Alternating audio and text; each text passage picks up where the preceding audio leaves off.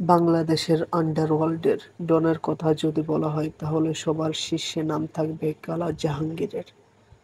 বাংলাদেশ পুলিশের ওয়েবসাইটে most wanted লিস্টে সবার শীর্ষেই তার নাম এবং ইন্টারপোলেরও মোস্ট ওয়ান্টেডে নাম তার। তিনি কি জীবিত আছেন নাকি মারা গেছেন এখন পর্যন্ত কেউ শিওর জানে না। তাকে ধরার জন্য আইনশৃঙ্খলা বাহিনীর কাছে প্রমাণস্বরূপ আছে প্রায় ২০ বছর আগের একটি ছবি। সাল ১৯৭৭, বগুড়ায় জন্মগ্রহণ করেন কালা জাহাঙ্গীর। কিন্তু তার আসল নাম কালা জাহাঙ্গীর না, তার আসল নাম ফেরদৌস জাহাঙ্গীর। বগুড়ায় জন্ম হলেও তার বেড়ে ওঠা ঢাকা ইব্রাহিমপুরে ১৩১/১ নম্বর আদর্শ পল্লীর বাসায় থাকত শিক্ষিকা মায়ের সাথে। পড়ালেখায় অনেক মেধাবী ছিলেন তিনি। ১৯৯২ সালে এসএসসি পরীক্ষায় ৫টি বিষয়ে লেটারসহ স্টার মার্ক পেয়ে উজ্জ্বল ভবিষ্যতের স্বপ্ন দেখেছিলেন তিনি। স্বপ্ন বাস্তবায়ন করার জন্য ভর্তি হন তেজগাঁও কলেজে। এই সময় ঘটে যায় একটি দুর্ঘটনা। কাফরুল এলাকায় লিটন ও মাসুম নামে দুইজনের সাথে দ্বন্দ্বে জড়িয়ে পড়েন ফেরদৌস জাহাঙ্গীর। দ্বন্দ্বের এক পর্যায়ে তাদের ছুরিকাঘাত করে ফেলে ফেরদৌস জাহাঙ্গীর। এই ঘটনার জন্য তাকে গ্রেফতার করে পুলিশ। উল্লেখ্য, জীবনে সে এই একবারই গ্রেফতার হয়েছিল। ২১ দিন হাজতে থাকেন ফেরদৌস জাহাঙ্গীর। এই ২১ দিনে তার জীবন পাল্টে যায়। নম্র ভদ্র ছেলেটি জেল থেকে বের হয়ে যায় দুর্ধর্ষ মাফিয়া। ১৯৯২ সাল থেকে গ্যাংস্টারের যাত্রা শুরু হয় ফেরদৌস জাহাঙ্গীরের। খুব অল্প সময়ের মধ্য দিয়েই দুর্ধর্ষ সব কিলিং মিশনে অংশ নিয়ে এবং তার মেধা খাটিয়ে আন্ডারওয়ার্ল্ডের শীর্ষে নাম উঠে যায় ফেরদৌস জাহাঙ্গীরের।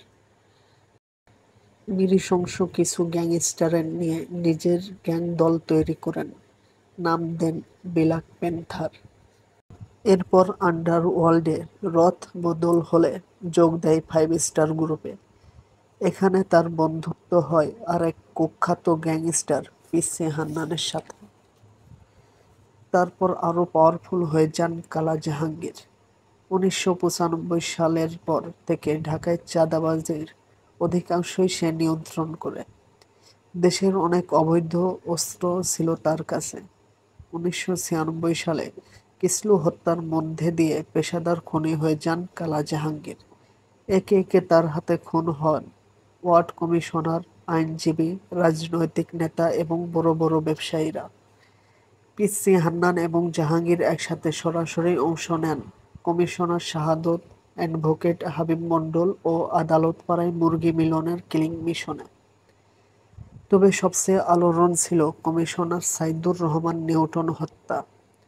জাতীয়তাবাদী ছাত্র দলের কেন্দ্রীয় সংসদের সাবেক সহসভাপতি ও ঢাকা সিটি কর্পোরেশনের ৮ নম্বর ওয়ার্ডের কমিশনার নিউটন নিজেই ছিল প্রবল ক্ষমতাবান এক নেতা। নিউটনের নির্বাচিত মিরপুর এলাকা নিয়ে তার সাথে বিরোধ হয়েছিল আন্ডারওয়ার্ল্ডের শীর্ষ সন্ত্রাসীদের সাথে।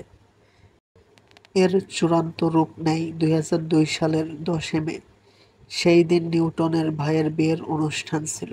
সেই উপলক্ষে তিনি ধানমন্ডির ২৭ নম্বরে একটি দোকানে যান চুলের কলপ করতে। বেলা তখন 11:30। নিউটন কলপ শেষ করে বাইরে বের হওয়ার সাথে সাথে হঠাৎ করে চারিদিক থেকে শুরু হয় গুলিবর্ষণ। প্রায় ২২টি গুলি মারে সন্ত্রাসীরা। মাত্র ১.৫ মিনিটে শেষ হয়ে যায় এই কিলিং মিশন। নিউটন হত্যায় সরাসরি উপস্থিত থাকায় ফাঁসির আদেশ হয় কালা জাহাঙ্গীরের। পরবর্তীতে এই সাজা কমিয়ে আনা হয় যাবজ্জীবন কারাদণ্ডে। তৎকালীন সরকার ২০০১ সালে ২৩ জন সন্ত্রাসীর নাম প্রকাশ করেন। তার ভিতর সবার শীর্ষে নাম ছিল কালা জাহাঙ্গীরের। এরপর পুরো দেশে যখন টালমাটাল অবস্থা, তখন ধীরে ধীরে আত্মগোপনে চলে যান কালা জাহাঙ্গীর। এরপর শুরু হয়ে যায় বিভিন্ন রকম গুজব, সে জীবিত আছে নাকি মারা গেছে।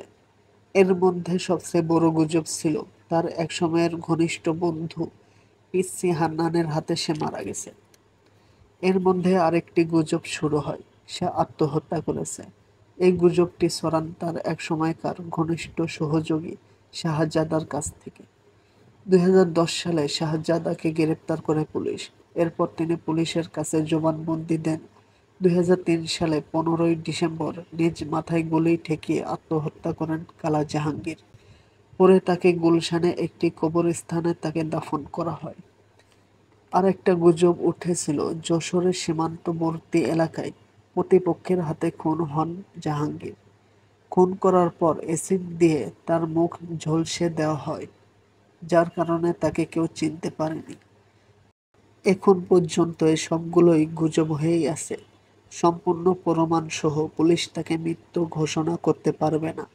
এজন্য পুলিশের খাতায় এখনো সে জীবিতই আছেন। অনেকেই ভাবেন কালা জাহাঙ্গীর আসলেই জীবিত, পরিচয় গোপন করে হয়তো ভিন দেশে আছে। কালা জাহাঙ্গীর সম্পর্কে সবচেয়ে বড় গুরুত্বপূর্ণ তথ্য দেন তার মা। তিনি বলেন ২০০৩ সালের ডিসেম্বরে তার ছেলের মৃত্যু হতে পারে। ছেলের হাতের জন্মদাগ দেখে তিনি ছেলেকে শনাক্ত করতে পারবেন। তার মা এই কথা বলেছিল ২০০৫ সালে একটি সাক্ষাৎকারে। জাহাঙ্গীরের মা পেয়ারা বেগম বলেন, জাহাঙ্গীরের সবকিছু দেখাশোনা করত তার ঘনিষ্ঠ বন্ধু নিডেল। তাকে বলতো দলের সেকেন্ড ইন কমান্ড।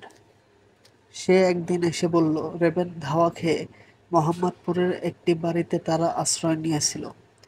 জাহাঙ্গীরের বউ সোনিয়া বেগম তখন গর্ভবতী। সে অবস্থায় টেলিফোনে ঝগড়া হয় জাহাঙ্গীরের। জাহাঙ্গীর খুব উত্তেজিত ছিল।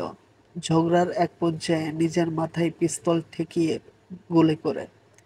ফোনের অন্য প্রান্তে তখন স্ত্রী সোনিয়া বেগম ছিলেন। তাকে কোনো হাসপাতালে নেওয়া হয়নি।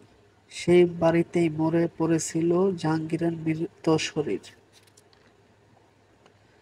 রাতে দলের লোকেরা তাকে দাফন করতে বস্তিতে নিয়ে যায়। তার কিছুদিন পরে র্যাবের ক্রস ফায়ারে নিডেল মারা যায়। তার কয়দিন পর ডিবি পুলিশ সোনিয়াকে গ্রেপ্তার করেন। সোনিয়া জামিনে ছাড়া পাওয়ার পর শাশুড়ির সাথে আজ যোগাযোগ রাখেনি। জাহাঙ্গীরের একটি ছেলে আছে, সেই নাতির জন্য মায়া করে। এ কথা বলতে বলতে চোখ মোছেন জাহাঙ্গীরের মা পেয়ারা বেগম। পেয়ারা বেগমের সাথে এই কথোপকথন ২০০৫ সালের ফেব্রুয়ারি মাসে। পেয়ারা বেগম ২ বছর সন্তানের মৃত্যুর খবর চেপে রেখেছিলেন। ২০০৫ সালে র্যাবের কাছে তিনি এই কথা স্বীকার করেন। তবে এই সংবাদ বিশ্বাসযোগ্য নয় বলে মনে করেন পুলিশসহ অনেকেই। কালা জাহাঙ্গীর কেবল একটি নাম নয়, একটি রহস্যও। সে জীবিত নাকি মৃত্যু ২০২৫ সালে এসেও ধোঁয়াশা মাত্র। এখন পর্যন্ত আইনশৃঙ্খলা বাহিনীর কাছে মোস্ট ওয়ান্টেড সন্ত্রাসী হিসেবে তার নাম সবার শীর্ষে। তারপরও সবশেষে একটি রহস্য থেকেই যায়। কী কারণে মেধাবী, নম্র, ভদ্র একটি ছেলে এত বড় সন্ত্রাসী হয়ে যায়, তা এখন পর্যন্ত অজানা।